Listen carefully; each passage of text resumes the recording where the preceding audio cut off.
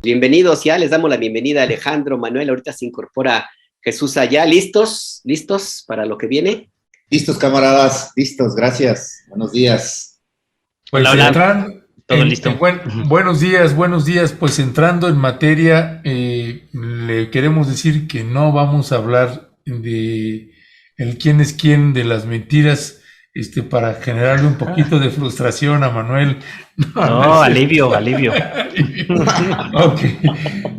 Alejandro Almazán, se dio precisamente el día de ayer este fallo de la Suprema Corte de Justicia de la Nación, y que ahorita que estábamos comentando sobre este fallo que muchos y muchas celebramos en el país, pues también en los comentarios y en el chat también nos está lloviendo ahí pues gente que tiene otro pensamiento pues más conservador y que no está de acuerdo con la despenalización del aborto.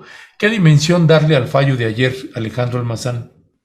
Mira, buenos días allá a la gente que nos está viendo, y bueno, pues sí es un tema, por supuesto, delicado, espinoso, porque se cruzan muchas cosas, ¿no? Tus costumbres, la religiosidad, etc., ¿no? Entonces, bueno, por supuesto que es puntilloso el tema, pero mira, primero, yo creo que es un tema, primero, que les incumbe a las mujeres, ¿no? El aborto. O sea, ese es un tema que para ellas lo tienen que debatir, lo tienen que discutir, y creo que a nosotros los hombres nos toca pues, ver desde la barrera y apoyar lo que ellas decidan sobre sus cuerpos, ¿no? O sea, creo que eso es lo que nos toca a nosotros para empezar. Y dos, por lo mismo, creo que yo me voy a centrar más bien en lo que vi ayer en la Corte, y que creo que eso también puede pues a lo mejor ayudarle a quienes nos están escuchando y medio pues valorar también. Pues, y estuviste ahí, ¿verdad?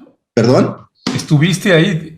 Sí, estuve ahí. Sí, fíjate que estuve ahí, me levanté y de pronto dije, no, yo voy a hacer una crónica, o sea, quiero ver qué onda. Y mira, con lo primero que me topé, bueno, pues fue con esto de, pues, una suerte ahí como de cerco policíaco, como si ya fuera un 15 de septiembre, ¿no? O sea, la verdad es que para llegar a la corte era un poco complicado. Finalmente, bueno, pude llegar. Y bueno, pues me topé con unas 30 personas, la mayoría, pues, obvio, católicas, en una suerte de misa, ¿no? Es decir, ahí todos rezando, Padres Nuestros, y con canciones de estas del clamor mariano, ¿no? Ya sabes, de los pecadores son malos y todo este rollo, ¿no? Y bueno, yo dije, bueno, pues me voy a acercar, pues porque quiero ver, ¿no? Pues las razones de las personas, de por qué están aquí, ¿no? Digo, obviamente había mujeres mayores sujetando rosarios, cuadros de vírgenes, había jovencitas, había monjas, y hasta me encontré a una señora que se llama Ana Laura Hernández, que es la promotora de la ley antiaborto en Sinaloa. Estuvimos platicando mucho y, bueno, pues obviamente no llegamos a ninguna coincidencia. Yo no llegué a ninguna coincidencia con ellos porque, pues, evidentemente yo soy pro aborto. Entonces, bueno, pues obviamente ahí chocábamos, ¿no? Pero fíjate que lo que más me llamó la atención, y se los digo, fue los hombres que estaban ahí, ¿no? Muchos hombres ahí hincados con sus globos azules y pidiendo, pues ahora sí que rezando. Y yo me acercaba a ellos y les decía, oye, pues, ¿y tú por qué estás aquí? O sea, ¿tú por qué protestas si no es tu cuerpo? O sea, es el cuerpo de las mujeres, ¿no? Entonces empiezan con estos argumentos que tienen que ver con la religiosidad, o que tienen que ver con la cuestión de que no, pues es que nosotros los hombres embarazamos a las mujeres, y ese tipo de cosas que, bueno, pues que sí terminan yéndose más hacia esto de la masculinidad. Y entonces, como yo ya a todos los hombres que veo y que reporteo les pregunto sobre qué libro han leído de la masculinidad, pues es muy divertido porque les preguntas y pues nadie ha leído, ¿no? Y el que sí ha leído, me dijo uno, Masculinidad Pura. Y yo dije, ay, güey, ese libro la verdad es que no lo he leído.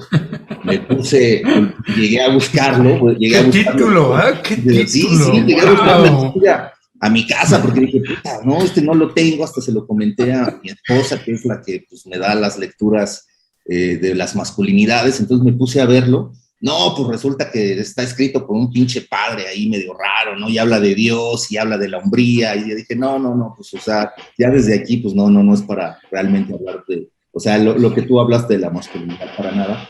Pero me sorprendió todo eso, ¿sabes? Me sorprende cómo hombres, sobre todo hombres con B grande y con B corta, están ahí en unas discusiones que no, en un debate que no les incumbe aunque ellos insistan en que sí les incumbe porque dicen que pues, ellos tienen el pene y ellos son los que embarazan, algo muy absurdo. Pero bueno, eso ahí me llamó la atención, y luego ya cuando viene el fallo, no, pues les hubieras visto las caras, ¿no? O sea, estaban pues obviamente derrotados, ¿no?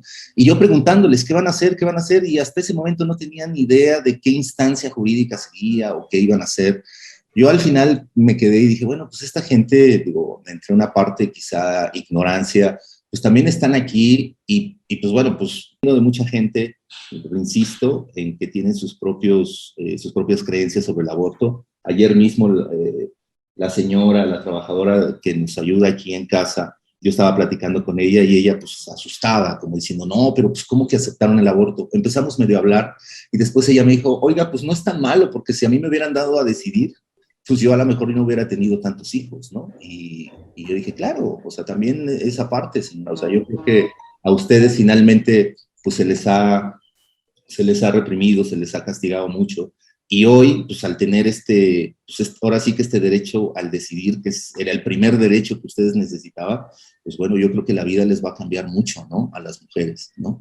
Así que pues solamente a mí me resta, pues, acompañarlas, aplaudirles y bueno, pues ver qué más van a seguir haciendo, ¿no? Ellas en su lucha. Qué bueno que todas sus luchas, que estas marchas que han dado, han tenido estos resultados, ¿no?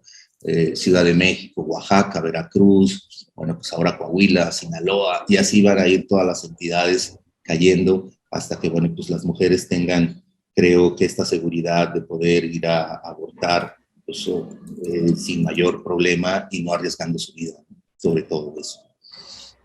Sí, la verdad que es un día, como yo mencionaba, histórico, Manuel, porque ya se terminan uno de los argumentos que durante muchísimo tiempo fueron utilizados para criminalizar y para llevar a muchísimas mujeres a tomar decisiones que arriesgaron su vida, y muchas desgraciadamente pues perdieron la vida en este proceso, en este tema de un aborto clandestino, que era lo único que tenían la posibilidad de hacerlo. Y también, por supuesto, aquellas mujeres que fueron encarceladas por una interrupción natural del embarazo, que el cuerpo a veces no acepta, un embarazo que se interrumpe por X razón, y estas mujeres fueron a dar a la cárcel, claro, por la decisión de médicos y enfermeras que con toda su carga personal, religiosa y moral, pues se la impusieron de la peor forma a estas mujeres al momento de establecer una denuncia, de tipificar ellos mismos que había sido interrupción inducida de embarazo, cuando era todo lo contrario. Y hay mujeres que han pasado muchos años en prisión justo por la imposición moral de alguien que, bueno, que te acerca mucho a las personas a las cuales Alejandro Almazán se encontró ayer en la Suprema Corte. ¿Cómo ves tú este tema? ¿Es un día histórico? ¿Y cómo? Sí, básicamente, ¿es un día histórico y por qué? Sí, yo creo que sí es un tema histórico que se venía pues buscando desde hace mucho tiempo, esta despenalización del aborto, porque muchas veces con los grupos religiosos yo siento que se desvía el tema hacia otras cosas, ¿no? No es que el gobierno o el Estado esté promoviendo el aborto como tal, o sea, no le está diciendo a la gente, oigan, salgan a abortar, sino que lo que se está haciendo con este tipo de resoluciones y de medidas es que a las mujeres que deciden abortar, pues lo puedan hacer de una manera segura. Es decir, es el derecho a decidir sobre su propio cuerpo. Eso es lo que se determinó ayer en la Suprema Corte, y que este derecho a decidir sobre su propio cuerpo no es sujeto de una penalización o de una penalidad por parte del Estado.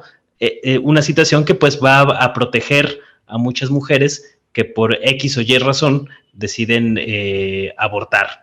Entonces, obviamente pues, el tema pues, es muy polémico por toda la carga religiosa que hay en algunos grupos, pero que justamente pues llama la atención que haya muchos hombres metidos en esta oposición al aborto, ¿no? O sea, más allá de que puedan estar a favor o en contra, pues no pueden decidir ellos por una gran cantidad de mujeres que en función de sus propias circunstancias pues se ven decididas o en algunos casos obligadas a tomar esta decisión.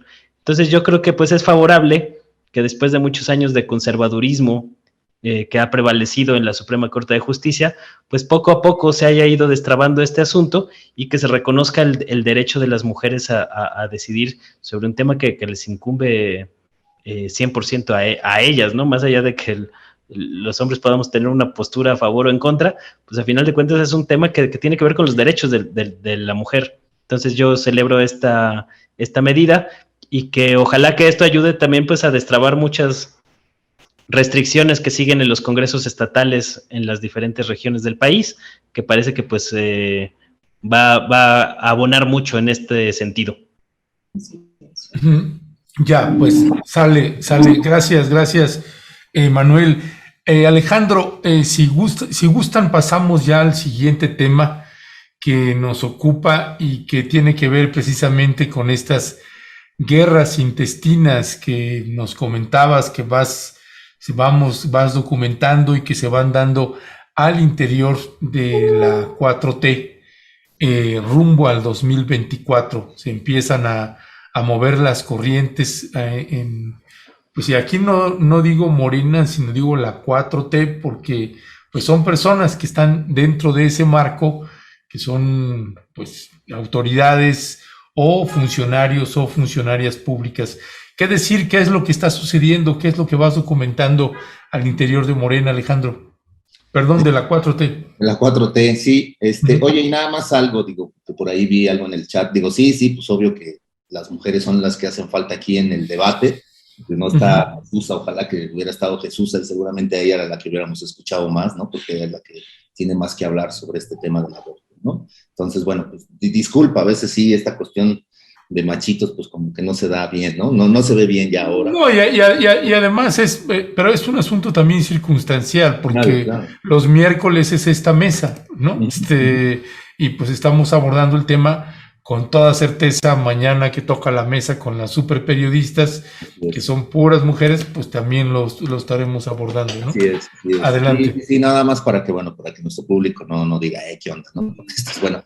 Y esto fíjate que de lo de las guerras intestinas, estuve viendo a gente el fin de semana y bueno, resulta que me contaron que bueno, los marcelistas, pues bueno, pues prácticamente están pues recorriendo, ¿no? el país. Su última reunión que tuvieron pues fue en Tamaulipas, se reunieron con empresarios y llegan con 3 líneas discursivas, ¿no? ¿Puedes centrar un poco tu cámara? Porque sí. te vemos borrado un poquito ahí la barbilla. Por ahí ya me ven bien. No, al revés, ándale. Así, perdónenme. No. Gracias. Sí, y te digo, llegan con 3 narrativas. Bueno, para esto, la reunión con los empresarios, lo que sí no entendí muy bien es qué libro es el que están presentando ante los empresarios. No sé si están presentando un libelo que en el verano del 2014 llegó a las redacciones, en donde contravenía todos los argumentos de Mancera, o es el libro escrito por Fernando Coca, que se llama La línea dorada, los lobos al acecho, que obviamente es pues favorece a Marcelo Ebrard, ¿no? Y bueno, llegan, presentan este libro, no sé cuál de los dos, de verdad, aquí lo lamento mucho, no pregunté por ello, pero bueno, llegan y presentan estas 3 líneas discursivas. Una, Marcelo no tiene nada que ver con la línea 12, solo es una venganza de Mancera. 2, Marcelo será candidato sí o sí. Y 3, Claudia es la candidata del presidente y no confía en los empresarios, ¿no? Entonces, bueno, pues están ahí, ahora sí que tirándose lodo entre ellos. Y bueno, pues lo que me dicen es que Marcelo está haciendo alianzas por todas las vías posibles, ¿no? Aprovecha obviamente su cargo para tender puentes con presidentes de otros países, con ministros, con funcionarios de otros países, hace alianzas con MC, con el PRI, con el Morena de Montreal y con algunos gobernadores. Y a eso, bueno, pues hay que sumarle que Marcelo se lleva bien, es decir, dinero, se lleva bien con estos cuates, con el dinero, que es con la prensa hegemónica, y ella es la que se va a encargar seguramente de difundir la historia, la historia del candidato de la oposición contra el candidato contra la candidata del presidente. Esa va a ser un poco como la narrativa en la que van a trabajar los marcelistas, para que, pues evidentemente, digo, porque finalmente la guerra o la batalla, ellos lo saben, la batalla electoral es con Claudia Sheinbaum, ¿no? No es con nadie más. Las mismas encuestas, las últimas encuestas, pues lo dicen, que ellos dos son los punteros. Y bueno, pues podemos ver ahí algo muy fuerte para Morena, terrible para los seguidores de Morena, porque bueno, pues se puede fragmentar. Digo, Morena al final no es un partido, ha sido un vehículo para ganar elecciones, pero se puede fragmentar en el 24 ante el aferramiento tanto de Marcelo como de Claudia de pues vamos a ser los candidatos, ¿no? Nosotros dos. Yo ya me acuerdo que aquí platiqué con ustedes de que una vez de que no, pues me dicen que Marcelo va y Andrés está diciendo, bueno, pues no, pues me equivoqué, la fuente me falló, hoy me están diciendo no, pues fíjate que no, ahí están peleándose codo a codo y Marcelo está siendo más, pues un poco más, digamos, como más peleonero contra Claudia y bueno, pues seguramente va a venir un contraataque de Claudia Sheinbaum. Entonces seguramente eso lo vamos a estar viendo pues ya desde aquí hasta que se defina realmente el candidato, ¿no? Sería pues una mala noticia para Morena que Marcelo se desprenda junto con Monreal y pues terminen siendo casi los candidatos del Movimiento Ciudadano o de otro partido que en ese momento pues, tenga la posibilidad, ¿no? Pues sí, sería muy lamentable y pues habremos de verlo ya los próximos años, porque todavía falta un ratito. Por lo pronto sí es muy claro que ya tanto Marcelo como Claudia, sobre todo Claudia Sheinbaum, ya se le ve más en apariciones más públicas, ya cambió, hasta empieza a transformar su perfil bajo que mantuvo durante la primera etapa de este gobierno el presidente López Obrador. Los que están cercanos a ella siempre insistieron en la idea de que esta decisión política era para no tratar de opacar las acciones al presidente López Obrador, como si eso fuera posible en términos de la cobertura que recibe, pues. Pero bueno, pues ahí está claramente cada vez más perfilado que estos dos personajes están moviendo para aparecer en la foto. Ya está aquí Jesús Cervantes, le quiero dar la bienvenida, si me lo permiten. Jesús, ¿cómo estás? ¿Qué tal?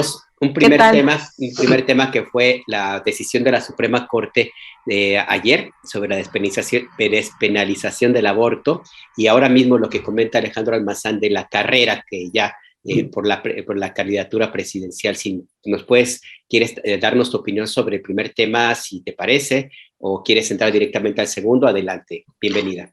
¿Qué tal? Muy buenos días.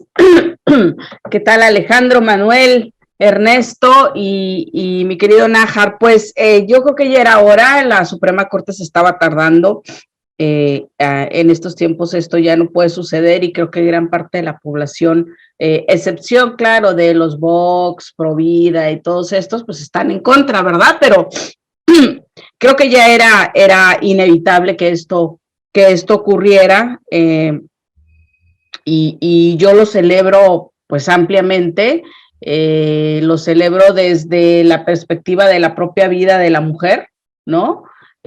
Yo como mujer me tocó también vivir esas cosas de los abortos clandestinos y esas cosas son bastante, pues es una desesperación, es un trauma, ¿no? Y deja muchas heridas y qué bueno que esto ya se va a poder practicar de manera legal y de manera higiénica sobre todo, ¿no? Y que más mujeres no pierdan la vida por eso. Bueno, y pasando al tema de lo que hablaba ahorita Alejandro Almazán, yo pues también he dicho que esta parte de la carrera presidencial pues empezó con este segundo trienio de la presidencia de la República y bueno, pues ya está muy cantado que si Monreal no es el candidato de Morena, pues la posibilidad de irse con MC es ampliamente grande, como así estuvo a punto de serlo, de ser el candidato en las pasadas elecciones para la jefatura de gobierno, ¿no? Y finalmente, en una atención al propio presidente de quien le pidió que no hiciera eso, y a cambio fue la coordinación de los senadores, pues ahora en esta ocasión no tendría nada que ofrecerle y bueno, yo creo que quien compita, quien sea, por lo menos hoy, en este momento, cualquiera que sea el candidato de Morena, nadie le puede ganar, nadie. Entonces, se vaya Marcelo por MC, se vaya Monreal, se vaya quien sea, surja un gran líder en los próximos 2 años y se vaya del candidato de la oposición, sería algo que bueno, ya lo necesita este país también, un nuevo líder, ¿no? Para que mueva las estructuras, pero parece ser que no, que eso no está sucediendo, o por lo menos no estamos viendo que se esté forjando un nuevo líder, pero quien sea, hasta ahorita como están las cosas, Morena va a ganar, con cualquier candidato ganaría. Y bueno, sí, como dice Alberto y Alejandro, la presencia en Chiapas de Sheinbaum, la primera fila ahora en el tercer informe de gobierno, bueno, pues son señales, a final de cuentas, que nos dicen, ¿no?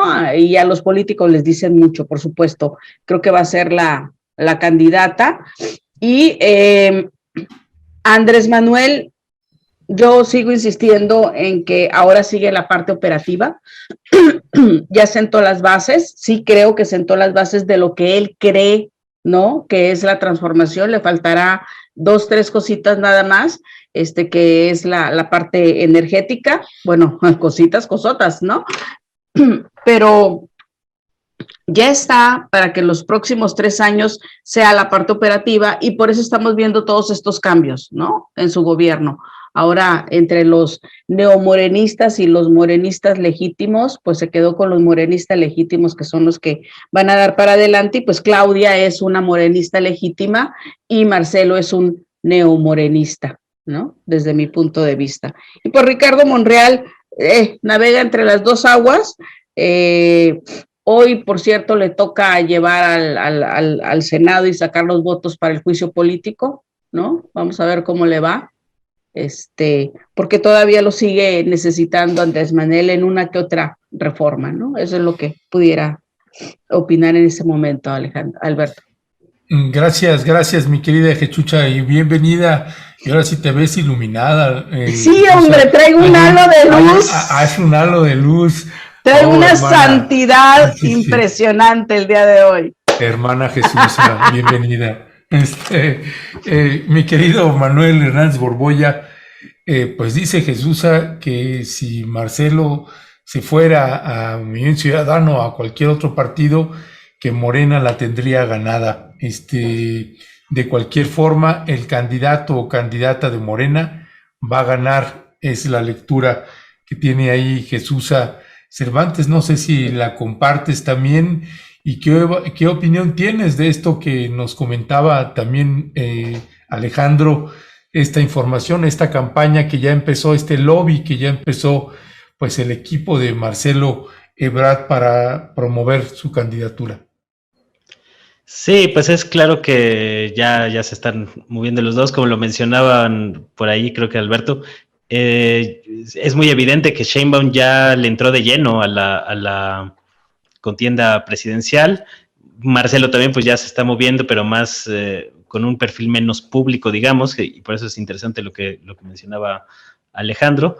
Y pues de alguna manera responde al banderazo de salida que dio el mismo López Obrador para que se empezaran a mover con estos asuntos. Fue criticado que para muchos fue demasiado prematura este asunto, pero ya lo estamos viendo. En mi opinión personal, creo que López Obrador, pues desde luego su candidata es Sheinbaum. López Obrador sería muy feliz de pasar a la historia por ser el presidente que abrió las puertas para que una mujer llegara a la presidencia de la República. Sería parte del legado histórico que a él le gustaría dejar, pero pues está dejando que las cosas transcurran por su propia cuenta. No veo que López Obrador esté metiendo mano en este asunto hasta el momento, pero pues está también ahí moviendo sus fichas por varios frentes. Y es que a final de cuentas, el gran problema que tienen tanto Sheinbaum como Ebrard es que ninguno de los dos sabe operar en tierra. Históricamente, pues Ebrard ha sido muy bueno para manejarse con las élites, con sectores empresariales, para tejer alianzas políticas, para moverse en el extranjero, pero pues ha mostrado una reiterada incapacidad para formar cuadros en tierra. Y lo mismo le pasó a Sheinbaum, lo acabamos de ver con las elecciones intermedias de la Ciudad de México. que según cuentan las malas lenguas, pues hubo una jalada de orejas fuerte desde Palacio Nacional por la manera en que se partió la Ciudad de México electoralmente durante las pasadas elecciones intermedias, en buena parte porque el equipo de Sheinbaum no operó a nivel territorial, como tampoco operó durante la campaña de la Ciudad de México. Entonces, de alguna manera, Sheinbaum también está atada a la ola de la Cuarta Transformación impulsada por López Obrador, y en este sentido sí coincido con Jesusa, de que sea quien sea que se presente y que tenga la venia de López Obrador, tiene altísimas posibilidades de ganar la próxima contienda presidencial. Estamos viendo que yo no veo que ahorita haya algún personaje en la oposición que pueda disputarle de manera seria pues la presidencia a López Obrador, y después de lo que vimos con esta fractura y esta fisura del PAN a raíz de todo lo de Vox, pues menos aún, ¿no? O sea, porque ya tienen ahí el sello de aquí al 2024 de fachos en el PAN, aunque ahorita pues andan ahí queriendo meter la cabeza en un hoyo como avestruces, ya no saben cómo quitarse ese asunto que ellos mismos generaron de manera gratuita, y que por eso López Obrador hasta se burla diciendo que pues ojalá venga Santiago Abascal, el líder de Vox, más seguido a México, ¿no? Porque después de cómo les destruyeron al PAN internamente, fue una bomba ahí que se gestionó dentro del mismo PAN, pues yo creo que los cuadros morenistas pues están muy alegres con esta situación. Entonces yo más o menos veo por ahí la contienda, y por ahí no descarten también a otros personajes que puedan emerger, el mismo Adán Augusto López, ojo, o sea, porque también parte de la operación política que va a realizar en esta segunda mitad del sexenio puede jugarle a su favor para que en un momento López Obrador, en determinadas circunstancias, pueda optar por una opción salomónica de ni uno ni otro, sino un tercero, ¿no? Y sobre todo si la guerra entre estos dos grupos de Brad y de Sheinbaum pues se acrecenta. Yo creo que también López Obrador anticipó este proceso precisamente también para ponerlos una especie de prueba, a ver qué tanto iban a mover sus ambiciones personales y cuánto iban a dejar ahí tirado sus funciones actuales, ¿no?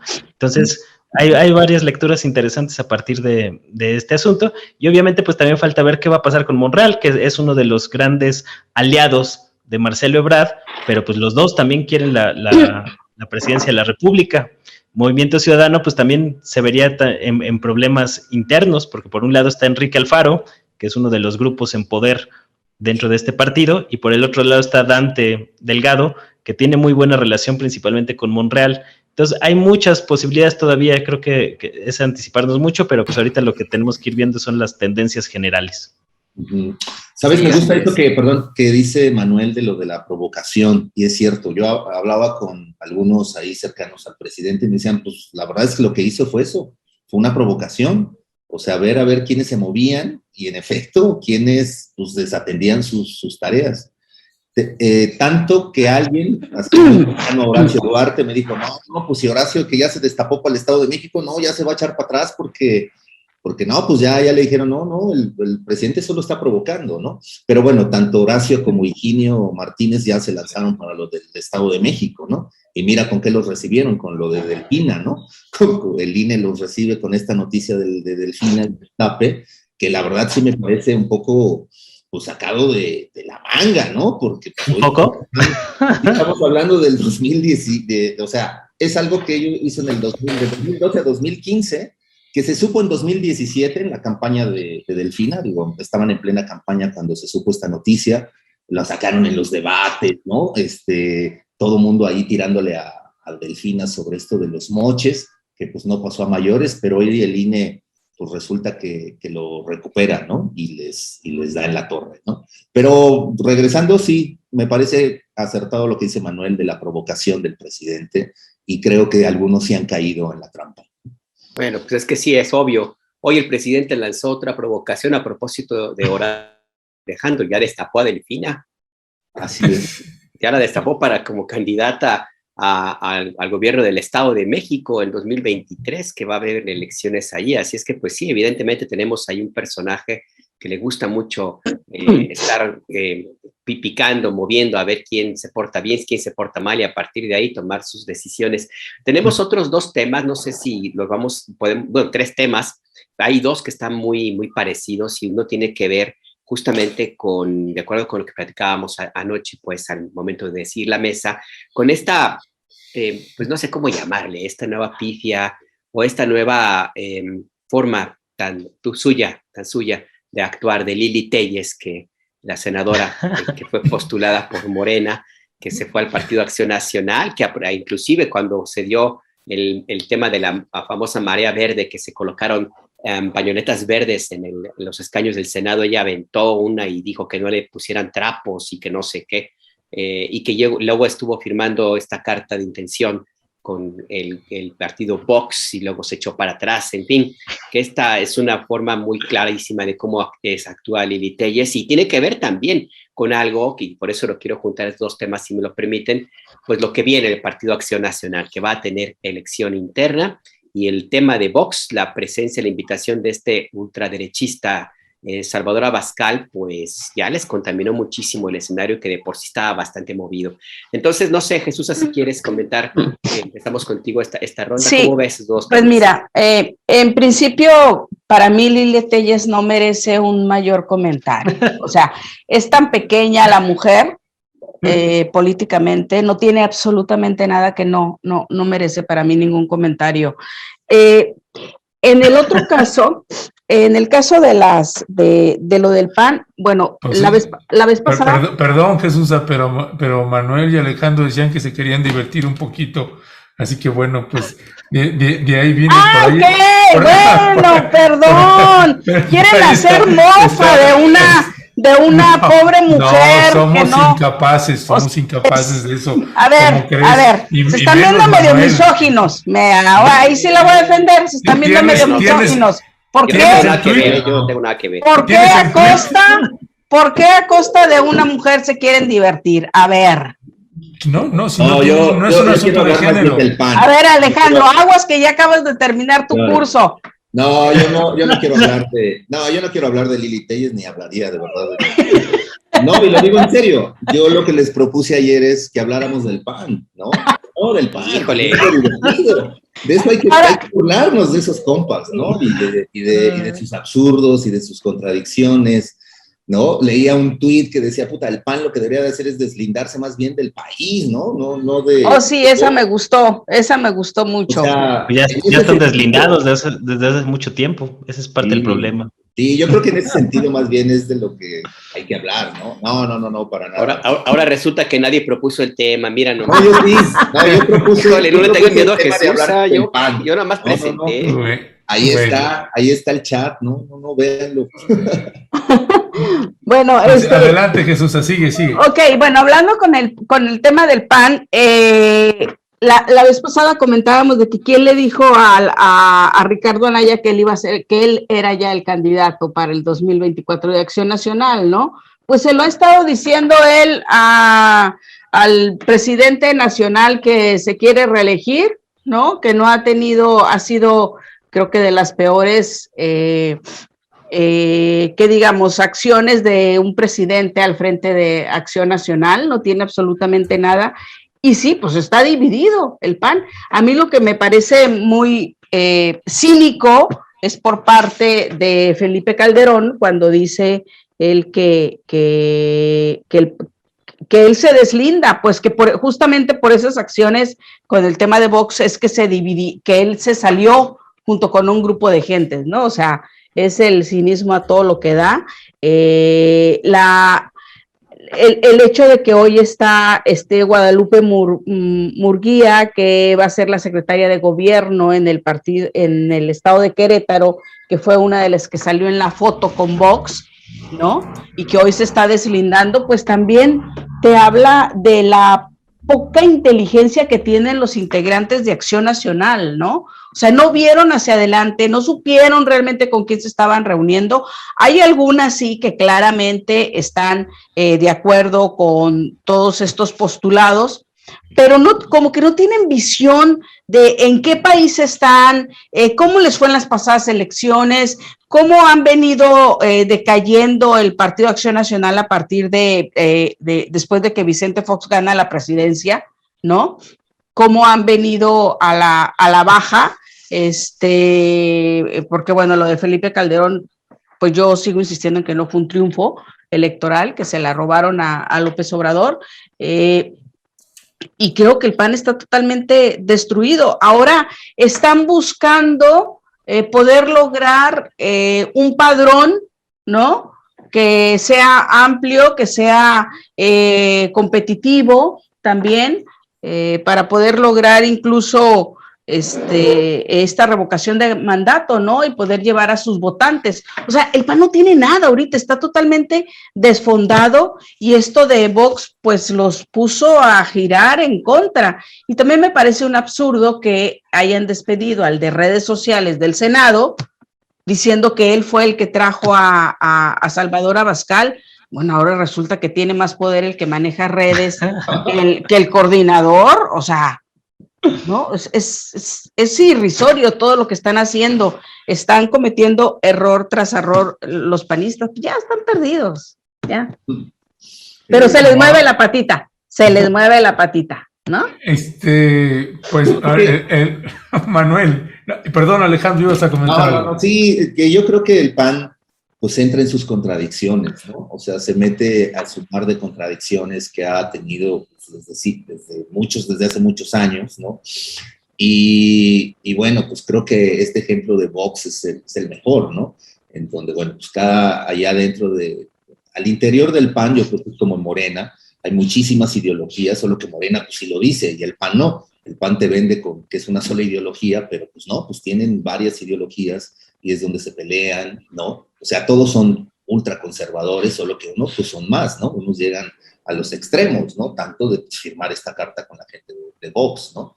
Yo creo que, como lo dijo Ernesto, o no sé si lo dijo Alberto, pero me parece que este error del PAN de Vox sí se le va a recordar para el 24, es decir, sí es algo que va a pesar para esa elección del 24. Va a haber gente que va a decir, puch, o sea, voy a votar por estos cuates que sí son, pues, ahora sí que los mochos, ¿no? Digo, porque ya nos exhibieron quiénes son, o sea, por lo menos una parte de ese partido ya nos exhibió quién es. Entonces, creo que más bien el resultado de esta contradicción del PAN se va a ver hacia las elecciones del 24. Creo que todos los partidos, el PRI, Morena, no va a dejar pasar esto, y en la guerra sucia que haya en las elecciones del 24 se lo recordarán.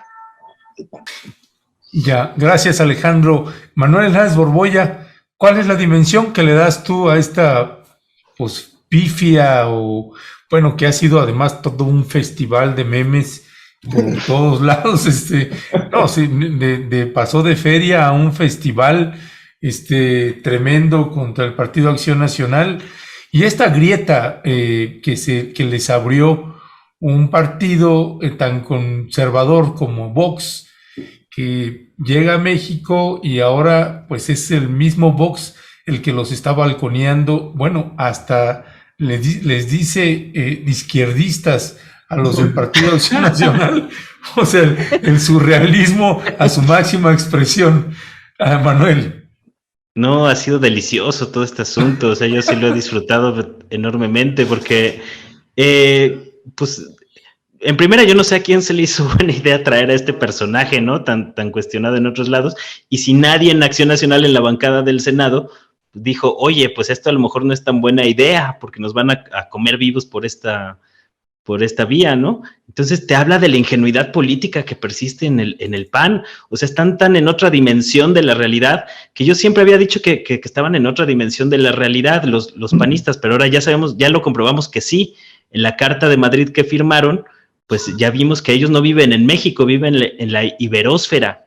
Entonces, creo que es muy llamativa esta situación, porque justamente evidencian algo que el PAN siempre ha jugado como a ser liberal, de derecha. Se han tratado de posicionar en la centroderecha, cuando obviamente tienen posiciones muy, muy conservadoras, y algunos hasta fascistas, como ya lo vimos. O sea, quienes firmaron esta carta ya pueden tener su sello de la fachiza mexicana, defendiendo intereses monárquicos y abiertamente colonialistas, porque a final de cuentas este asunto de la iberósfera, pues lo que hace es tratar de recuperar la hegemonía cultural de España sobre las que eran sus antiguas colonias en Iberoamérica o en América Latina, o como le quieran llamar, ¿no?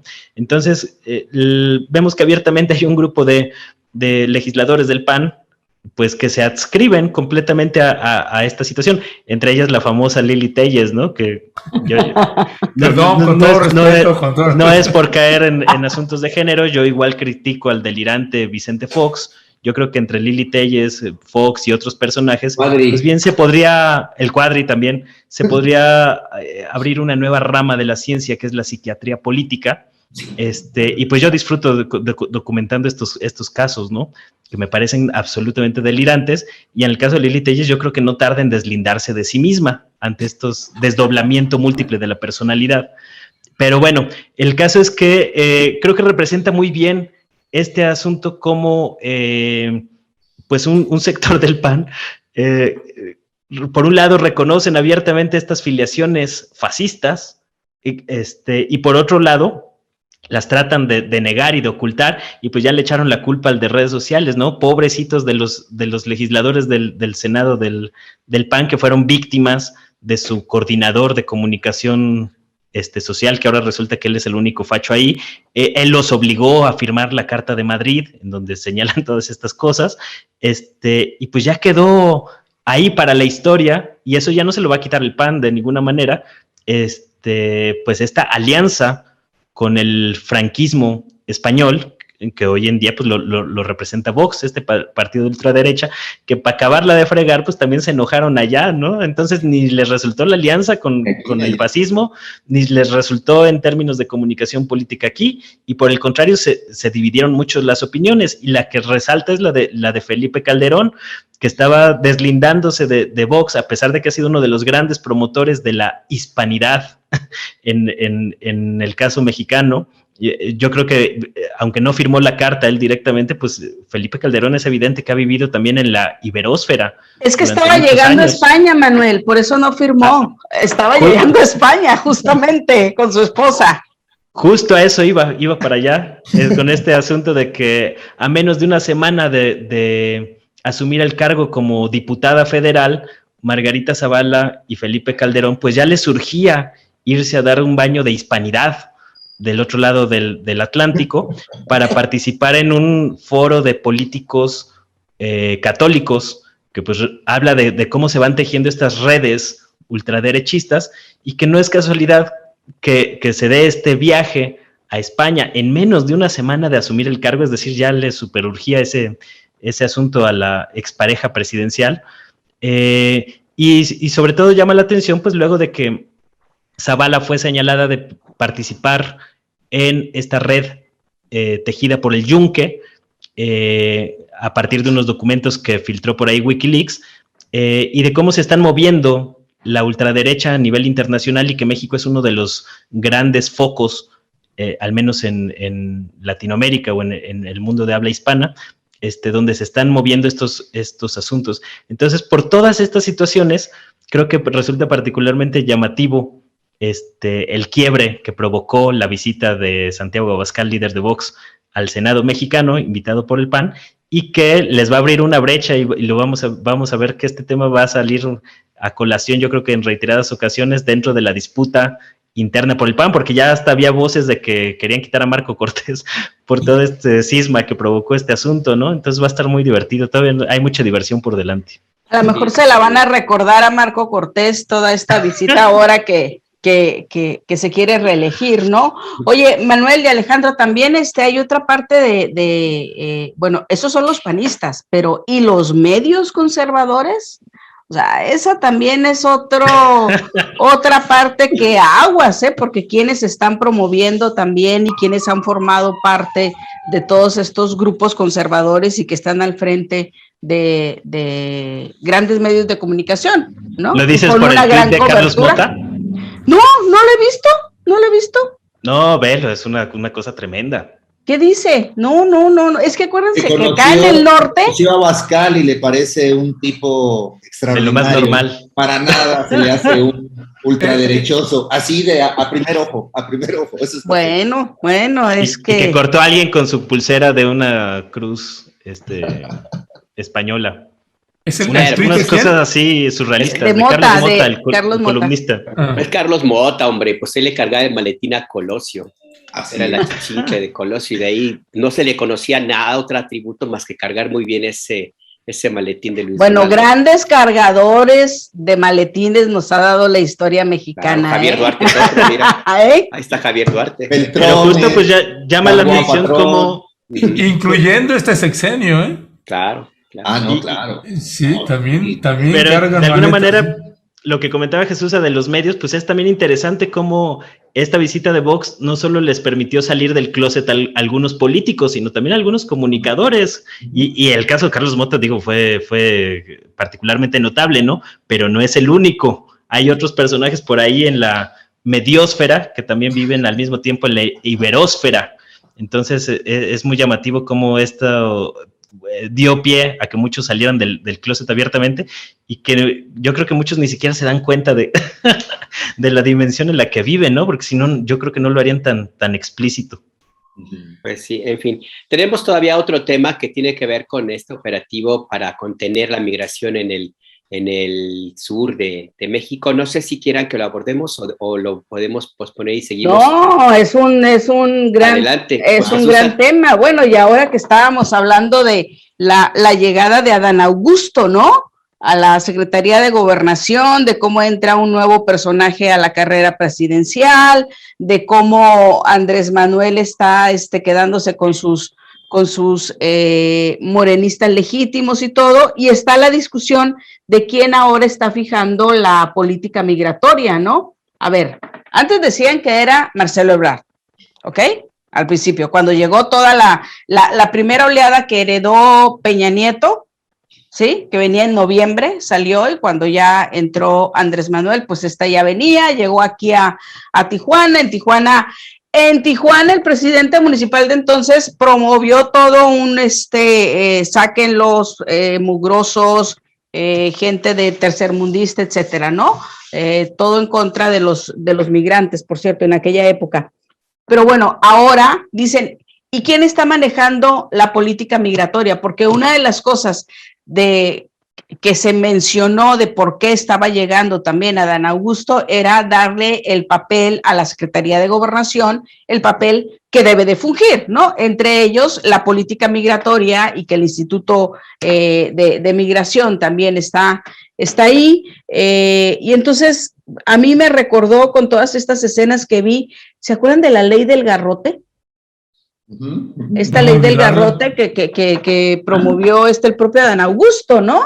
Tengo entendido, por allá por Tabasco, muy al inicio de su administración. Y luego veo estas escenas, digo, bueno, o sea, Adán Augusto realmente sí será un tipo de corte duro, de violador de derechos humanos o no. A mí me quedaron muchas dudas de todo esto. Yo no estoy de acuerdo con esta política migratoria. Evidentemente debe de haber un libre paso y un trato humanitario a todos los migrantes. A ver, ¿por qué si vamos hasta Afganistán te arriesgas un avión para traerte a medios de comunicación, a representantes de medios de comunicación, a las 6 chicas afganas que han estado en temas de robótica y todo esto? O sea, son gente reconocida.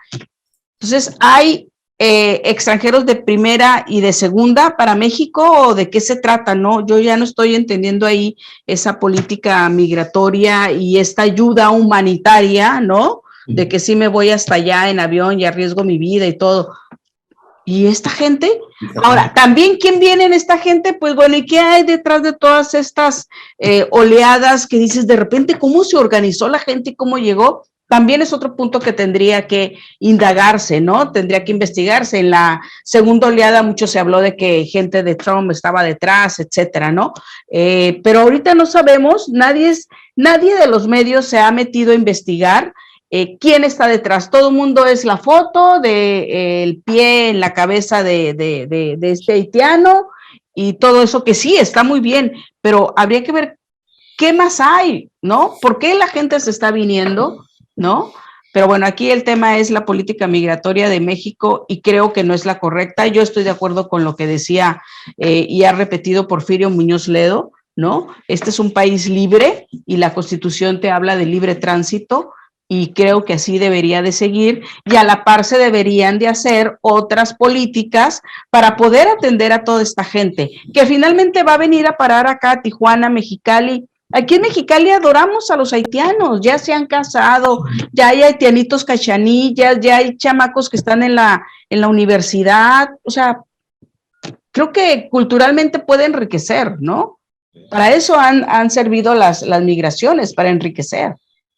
Ya, gracias Jesús. Alejandro Almazán, ayer entrevistábamos a un compañero, ups, están ahí en la ladradera. Ok, sí, mira, ayer entrevistábamos a Enrique Ávila, que es del Centro de Derechos Humanos Matías de Córdoba, que tienen su sede ahí en Tapachula y que están haciendo un trabajo detallado desde hace muchos años, tanto a través del Centro de Derechos Humanos Fray Matías de Córdoba como de Voces Mesoamericanas. Y han hecho mucha cobertura sobre el tema de los migrantes y mucho apoyo y acompañamiento. Ayer nos detallaba que ni siquiera está saliendo la información completa. Lo que están documentando es que los agentes migratorios están entrando hasta las iglesias, están entrando a casas o a escuelas donde pues hay inmigrantes y se los están llevando. Dice, y no son centros de detención, no son albergues, dice, porque si fueran albergues, uno, tendrían que tener otras condiciones. Dos, pues en un albergue tú puedes entrar y salir. Y en estos, pues no. Los que entran a ese albergue o centro de detención, pues no pueden salir, se quedan ahí encerrados. Es decir, no solo son las imágenes de estos videos que han estado circulando de todo este maltrato y represión contra los migrantes, particularmente contra los haitianos, pero no solo. Nos habló también de venezolanos y de cubanos que también están siendo fuertemente reprimidos, además de los centroamericanos, que ya es común esa parte. ¿Qué decir del comportamiento del Instituto Nacional de Migración con el acompañamiento de la Guardia Nacional? Y hoy el presidente López Obrador abordan el tema y López Obrador menciona un tuit de Lorenzo Meyer, y pues yo hubiera preferido que mejor no dijera nada, no le respondiera, porque es verdaderamente tremenda la respuesta, como tremenda es indignante la represión del Instituto Nacional de Migración. No basta con sí, se va a castigar a los responsables, si al siguiente día vienen con otro operativo y al siguiente con el otro, y es una cacería muy, muy lamentable para un gobierno llamado de la Cuarta Transformación, Alejandro Almazán. Sí, no, por supuesto. La verdad es que lo que estás hablando es algo muy, muy fuerte, muy feo. Yo creo que es la gran contradicción del gobierno de la 4T, es el tema migratorio, ¿no?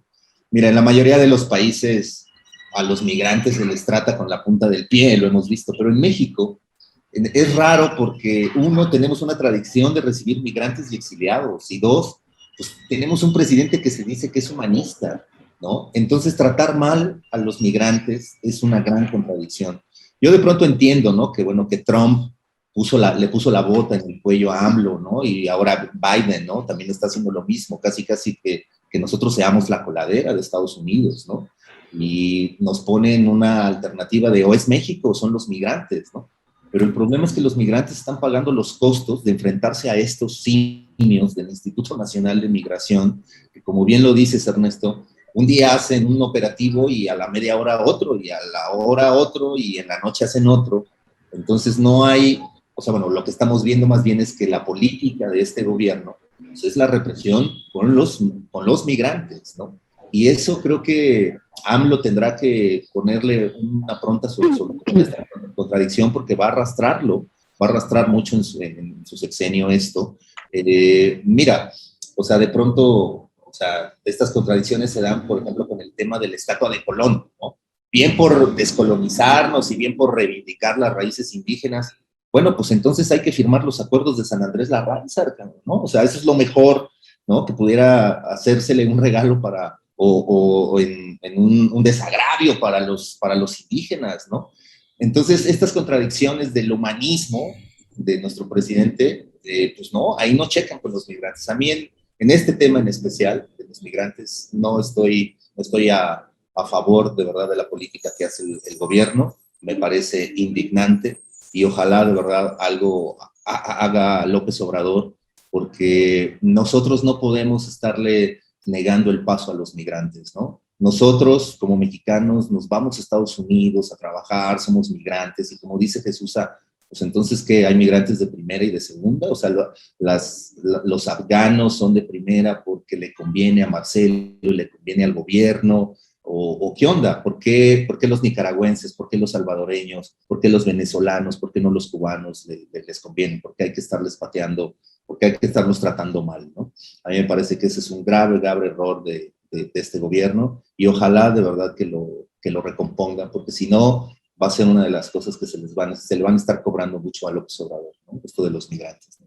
Yo ahí sí es una herencia, Manuel, que de una u otra forma le deja a Marcelo Ebrard, le traslada al presidente López Obrador, porque la política migratoria desde hace ya, pues un par de años ha estado muy en su terreno, y las decisiones que se han tomado están perfiladas por el matiz que él mismo le provee. Es una de las razones por las cuales se dice que Olga Sánchez Cordero pues también decidió ya no seguir en la Secretaría de Gobernación, porque legalmente le corresponde a esa área. Habrá que ver con Adán Augusto si no hay un choque ahí de dos personajes, pero en fin, mientras tanto, pues a mí me queda claro, y para preguntar tu opinión sobre ese tema, me queda claro que los haitianos no dan rating, y afganos sobre todo, si trabajan con New York Times o The Washington Post o con el Wall Street Journal, dan muchísimo rating ahí en las alturas donde le gusta moverse Marcelo Ebrard. Pero ¿tú cómo ves el tema, Manuel? Sí, yo no se lo atribuiría tanto a Marcelo Ebrard este tema de la política exterior mexicana. Para mí es evidentemente un asunto que viene ordenado desde López Obrador, y a mí me parece que la política migratoria que está ejerciendo actualmente México es indefendible, es infame, y que es una de las cosas más criticables a la Cuarta Transformación. Y se puede entender algunas cosas, ¿no? O sea, cuando empezó el actual sexenio, muchos celebramos la política migratoria de avanzada que se estaba perfilando con el libre tránsito a los migrantes y demás. Vino la presión y la coerción de Donald Trump con el tema de amenazar con reventar al país imponiéndole aranceles a un país que durante 30 años ha generado condiciones para depender completamente de Estados Unidos, y pues doblegó al gobierno mexicano, así hay que decirlo. Y esa a mí me parece la parte más reprochable a López Obrador con este tema de la migración, porque hoy, por ejemplo, que estaban aludiendo al tuit de Lorenzo Meyer, que criticaba el doble discurso del gobierno mexicano, que por un lado manda ayuda humanitaria a Haití para sortear las diversas crisis, y por otro lado, pues les aplica la política del garrote a los haitianos que vienen huyendo de esa situación. Y lo mismo pasa con otros dobles discursos. Se celebra en México y se presume en los informes de gobierno de López Obrador la entrada de divisas por parte de los migrantes mexicanos que están en Estados Unidos, y al mismo tiempo se reprime y se persigue a los migrantes centroamericanos, y ahora con una nueva trampa retórica de que es por su propio bien. Es decir, ahora el gobierno de López Obrador, y dicho por López Obrador, toda la última semana lo ha venido repitiendo, pues ha señalado que esta política de represión contra los migrantes es por su propio bien, porque corren mucho peligro. Es cierto que corren mucho peligro, pues acaban de anunciar que rescataron a más de 750 migrantes secuestrados y retenidos por grupos del crimen organizado, pero que el gobierno de López Obrador esté tratando de usar este asunto para lavarse las manos, me parece muy, muy criticable, me parece indefendible, y sobre todo porque si algo se le puede reprochar a López Obrador con este tema es que no hable con la verdad. Y el presidente está tratando de eludir esta situación con falsa retórica. Y lo digo por la manera en que le respondió a Lorenzo Meyer, ¿no? En vez de quedarse callado y bancársela, López Obrador prefiere reconocer, porque hoy dijo, en respuesta a este tuit de Meyer, que México no recibía presión de nadie. Entonces, con tal de no asumir o no decir la verdad de que Estados Unidos doblegó al gobierno mexicano y por tratar de maquillar esta situación, esta soberanía pues a medias que vivimos en México, el presidente está dispuesto a bancarse la responsabilidad total de la represora política migratoria que está generando actualmente su gobierno y que ha sido criticada por varias instancias, entre ellas pues, varios organismos de Naciones Unidas, ¿no? Entonces, esto sí se le debe de reprochar a López Obrador, porque él, siendo tan hábil en términos de retórica y de discurso, pues podría encontrar la forma de decir que efectivamente pues ellos traían otro plan, pero pues que las presiones los obligaron a girar el rumbo. Eso sería hablar con la verdad. Pero como López Obrador no está dispuesto a reconocer públicamente que el gobierno mexicano fue doblegado por el gobierno de Estados Unidos, pues ahora se tiene que bancar la responsabilidad total de esta represora política migratoria. Entonces, pues hay que señalarlo así. López Obrador es entonces, dicho en sus propias palabras, el principal responsable de esta política represora mexicana contra los migrantes. Y así hay que decirlo y así hay que señalarlo. Pues, por ejemplo, dice Diana Silva, ustedes más que nadie saben, todos se suben al tren de la migración para golpear a la 4T, ¿no? Y es algo común que sucede cuando se hacen críticas a la administración del presidente López Obrador. Imagínese usted que nosotros, para no golpear a la 4T, nos callemos como periodistas, que no digamos nada, que esté sucediendo que en Ayutla estén sin agua por más de 4 años y que no digamos nada porque estamos golpeando la 4T, o que pues el presupuesto sea pírrico para la Comisión Nacional de Búsqueda, o que el presidente respalde al fiscal Alejandro Gertz Manero en detrimento de los colectivos en búsqueda de desaparecidos, y se apruebe una nueva ley orgánica de la Fiscalía General de la República, y que nos quedemos callados, que todos los colectivos de búsqueda de todas las colectivas y colectivos que buscan a sus desaparecidos y desaparecidas, todos estos colectivos de madres, pues protestando porque se aprueba esa ley y porque el presidente la avala, y que nosotros nos quedemos callados y no podamos hacer una crítica porque se está golpeando a la 4T. Pues de lo que se trata es de hacer nuestro trabajo periodístico, presentar elementos, pruebas cuando las tenemos, audiovisuales o documentales, y de ahí hacemos una mesa de análisis político, y que esos son lo que usted está escuchando con Jesús Cervantes, con Alejandro Almazán, con Manuel Hernández Borboya y con todas las mesas de análisis político que tenemos en nuestro país. Pues bueno, era parte de las pasiones que se desatan luego en las redes sociales o en los chats de los comentarios. Ya nos tomamos un montón de tiempo, así que no sé si en los turnos que estábamos repartiendo, si alguien nos faltó, o ya cerramos ahorita con Manuel, ¿verdad? Sí, ya cerramos con Manuel, efectivamente. Ok, pues Jesús, Alejandro, Manuel, les mandamos un fuerte abrazo como siempre. Gracias, y ya vamos a seguir escogiendo temas divertidos aquí también para chacotear un poquito más. Sí, pero que asuman la responsabilidad, para que luego no digan, no, yo no fui. No, claro. No. Hay que mostrar el chat. Órale, ya veremos. Mucho, suerte. Ok, hasta luego. Un abrazo. Bye, bye. Gracias, hasta luego. Chao, bye.